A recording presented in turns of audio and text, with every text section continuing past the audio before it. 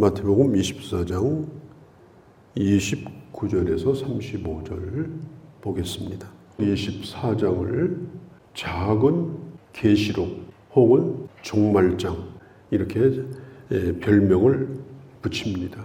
지금 예수님이 이 말씀을 하시는 때가 서기 약 30년입니다. 그리고 로마에 의해서 예수님과 제자들이 바라보던 예루살렘 성이 무너질 때가 서기 70년입니다.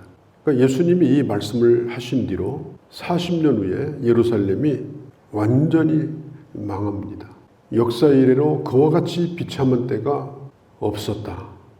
그렇게 기록이 될 정도로 처참하게 예루살렘이 멸망하는데 제자들은 그 성을 바라보면서 예수님과 함께 입성해가지고 한 자리씩 차지하고 권세와 부귀를 누릴 생각을 가지고 예수님, 저 예루살렘 성이, 저 성전이 얼마나 대단합니까? 참 볼만하죠. 이렇게 말을 하고 있었습니다. 우리가 살고 있는 이 세상도 얼마나 살기가 좋아집니까? 세상 참 놀랍다. 이런 감탄사를 할 수밖에 없는 그런 시대를 우리가 살고 있는데 예수님은 말씀합니다. 이 세대가 지나가기 전에 예루살렘 성이 완전히 멸망하는 걸 보게 될 거다. 그 말을 제자들이 믿었겠습니까? 실감이 안 나서 못 믿었을 겁니다. 여기서 이 세대라고 하는 말은 예수님 시대 때 이 세대를 가리키기도 하고 그때부터 예수님이 재림할 때까지 기간을 의미하기도 합니다. 그때가 되면은 어떤 일이 생기는가? 29절에 보면 해가 어두워지고 달이 빛을 내지 아니하고 별들이 하늘에서 떨어지고 하늘의 권능들이 흔들린다.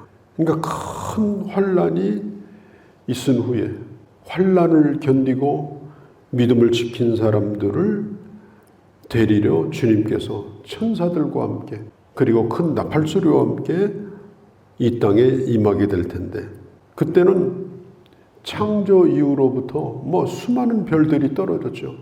밤마다 별이 떨어지는 걸 우리는 봅니다. 또 해가 가려지죠. 일식이 일어나고 달이 가려지죠. 어떤 때는 달이 빛을 내지 못하고 월식이 일어나고 이런 많은 변화들이 있는 걸 이미 우리가 보았습니다. 그때는 그러다가 달이 또 나타납니다. 해가 또 나타납니다. 그런데 그날이 되면 달이 아예 빛을 잃어버리고 해도 아예 빛을 잃어버리고 그리고 그때는 지금은 별똥이 떨어지지만 그때는 별 자체가 다 떨어져 버리는 그런 어마어마한 우주적인 그런 변화가 일어나게 될 것이다. 이 마지막 징조는 우주적인 징조입니다. 어디 한 구석에서 몰래 내가 그리스도니 나를 믿어라. 어디 산으로 와라. 어디 기도원으로 와라. 그런 게 아니에요. 주님의 재림은 지구를 뛰어넘어서 우주적으로 임하는 엄청난 사건입니다. 왜? 이 모든 것들이 이제는 다 쓸모 없어져 버리고 해도 필요가 없고 달도 필요가 없는 그런 때가 오기 때문에 이 예수님의 재림의 때는 대단히 놀랍다라고 하는 것입니다. 그때는 땅에 있는 모든 자들이 통곡을 하게 될 것입니다. 주님의 눈을 찌른 자도 통곡을 할 것입니다. 가슴을 치며 후회를 할 것입니다. 해야 나를 가려달라, 달아 나를 가려달라, 바위야 나를 가려달라 그렇게 하지만 그들을 가려줄 그런 존재가 없습니다. 예수님을 멸시하고 교회를 박해하던 자들이 숨을 곳이라고 하는 것은 없어요. 우리 주님이 31절에 그가 큰 나팔소리와 함께 천사들을 보내리니 그때 택한 자들을 하늘 이 끝에서 저 끝까지 모든 택한 자들을 한꺼번에 순식간에 그들을 모으게 될 것이다. 그것은 공개적으로 또 영광스럽게 일어나는 일입니다. 그리고 그 일은 오래 걸리지 않습니다. 순식간에 그런 일이 일어나게 되어집니다. 그리고 32절과 33절에 보면 무화과 나무 비유가 나와요. 가지가 연화해지고 잎사귀를 내면 이렇게 말하죠. 이스라엘 나라는 이제 대부분 상록수입니다. 나무가 이파리가 지지 않아요. 그런데 이 무화과 나무는 이제 봄이 되면 이파리가 지면 봄이 됩니다. 그리고 이파리가 나오기 시작하면은 그때 여름이 시작됩니다. 그러다가 이파리가 색깔이 아주 진해지면은 그때 드디어 이제 뜨거운 여름철에 접어들게 되어집니다. 그래서 사람들은 그 이파리를 보면서 아, 지금 때가 어느 때구나 이렇게 우리 옛날에 우리 조상들 농가월령가라는 게 있어요. 농사꾼들이 1월 달에는 뭘 심고 뭘 거두고 뭐 이 노래로 근데 그게 전부 뭐냐면은 눈에 보이는 징조들이에요. 눈에 보이는 징조를 보면서 아 이제 봄이 되었구나 여름이 되었구나 가을이 되었구나 그걸 깨닫고 농사를 짓는 거예요. 유대인들은 무화과나무 잎사귀를 보면서 아 봄이 왔구나 그 다음에 봄이 가는구나 여름이 시작됐구나 그리고 본격적으로 이제 여름철이 되었구나 이걸 알게 되는 것입니다. 그러니까 이 비유를 제가 이렇게 설명을 하는 이유가 세대주의자들 그러니까 이 세상을 7개로 나눠 가지고 해석을 하는 세대를 나누는 자를 세대주의자라고 그래요. 그들 가운데 일부분이 이 무화과나무가 바로 이스라엘을 뜻한다. 그리고 이파리가 푸르러지는 것은 이게 이스라엘의 독립이다. 그 이스라엘 독립이 1948년 5월 달에 독립이 됐거든요. 그러니까 1948년도 이스라엘이 독립된 것은 바로 잎새기가 이게 무화과나무가 푸르러진 것이다. 그리고 1948년이면은 아직 100년도 안 됐잖아요. 그러니까 한 세대를 30년 혹은 50년, 100년을 잡아도 이제는 이 한 세대가 지나기 전에 예수님이 곧 오실 거다. 그러니까 적어도 2000년 전으로 올 거다. 그래서 1900년대 말에 종말론 파동이 이 세대주의자들에 의해서 일어났습니다. 그리고 앞으로도 또 예상이 또 됩니다. 이걸 아주 주의를 해야 돼요. 지금 이걸 붙들고 늘어지는 사람들이 누구냐? 안상홍, 장길자, 안상홍 증인의 하나님의 교회입니다. 그 안상홍이라는 사람이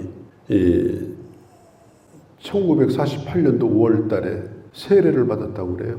그러니까 예수님이 요단강에서 세례를 받고 사역을 시작한 것처럼 안상홍이가 48년도에 5월 달에 세례를 받았으니까 그가 바로 재림주다. 그래서 이 사람들은 이 무화과나무 비유를 아주 매일마다 가르칩니다.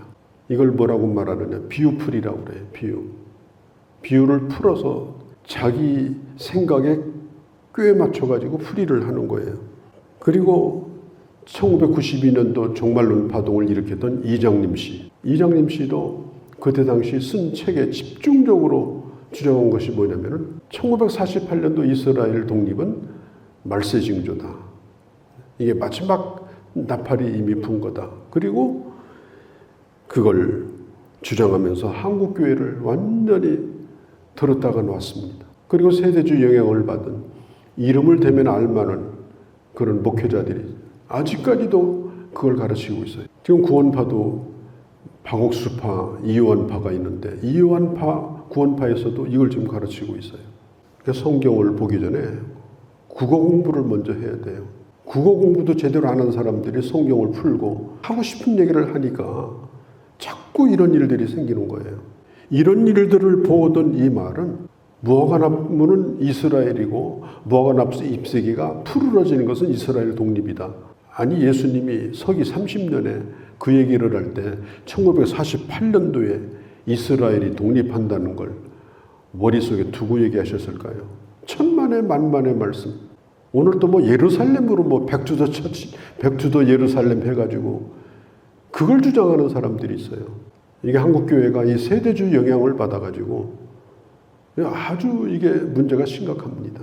이런 비유풀이를 자꾸 하니까 지금 비유풀이를 전문으로 하는 구원파가 생기고 정명석이 이단이 생기고 특별히 신천지 이단이 생긴 거예요. 전부 그 이단들이 뭐냐면 비유풀이에요. 비유라고 하는 것은 우리가 문맥상 성경을 보면서 왜 그 말씀을 하셨는가 그걸 보고 해석을 해야지 시대적으로 해석을 하고 자의적으로 해석을 해가지고 수많은 사람들을 잘못된 데로 끌고 가요. 특별히 이 종말론자들, 그 다음에 예루살렘 회복을 주장하는 자들, 그런 영화들이 지금 예루살렘으로 돌아가야 된다. 그런 영화, 김종철 감독 같은 사람들은 그런 영화를 자꾸 만드는데 그 모티브가 뭐냐면은 예루살렘 독립이에요. 이게 지금 보통 문제가 아닙니다. 초등학생만 해도 알 것을 왜 목회자들이 그렇게 가르치냐. 잎사귀가 풀어지는 것을 보거든 이 말은 이런 일이 일어나는 걸 보거든 그것은 바로 그때 당시 예루살렘의 멸망의 징조입니다. 그때 당시 예수님이 하셨던 말씀은 예루살렘의 멸망을 앞두고 이런 징조들이 나타날 것이다. 그리고 역사의 종말에 또 이런 징조들이 나타날 거다. 그러면서 처처의 기근이 나라와 나라가 민족이 민족을 그리고 자연재난과 그리고 교회의 파괴와 그 다음에 신앙을 버리는 이런 배도의 역사가 나타날 것이다. 그걸 말하고 있는 거예요. 사람이 한번 잘못 배우면 머릿속에서 그것을 빼내기가 쉽지 않아요. 미국의 세대주의를 배워가지고 얼마나 많은 목회자들이 오염이 되고 교회가 오염이 되고 요한계시록을 무슨 시사 잡지 같이 이렇게 만들어버리고 마는 겁니다.